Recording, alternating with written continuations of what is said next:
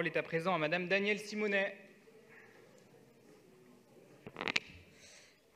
Oui, mes chers collègues, effectivement, on ne lit pas le rapport de la même manière, ou peut-être n'avons-nous pas eu exactement le même document. Moi, j'avoue avoir eu le même document que Jérôme Glaise.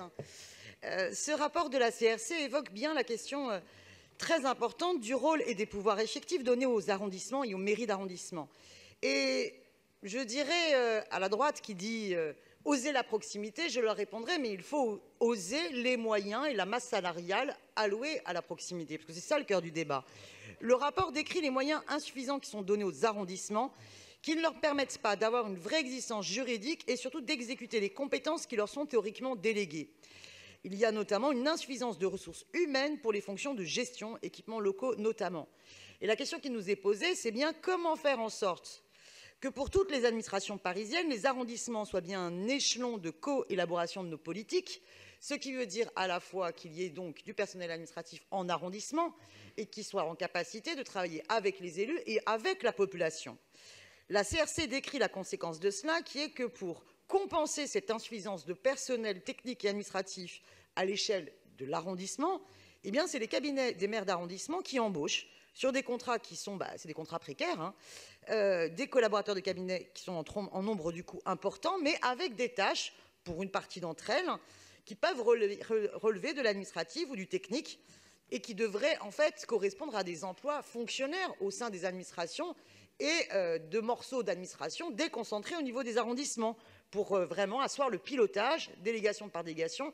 administration par administration, la déclinaison des politiques publiques avec évidemment une démarche démocratie participative avec les habitants. Il y a donc un enjeu important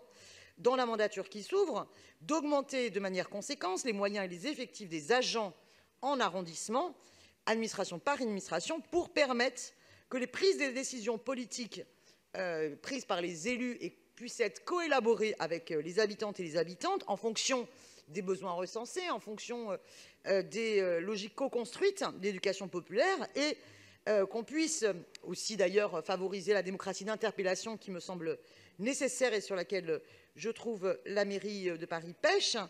et donner les moyens aux arrondissements de répondre à l'ensemble de ces exigences, interrogations, questionnements des habitants sur tous les sujets du quotidien. Et c'est d'autant plus important dans les quartiers populaires que les quartiers populaires à Paris se sentent particulièrement délaissés et ignorés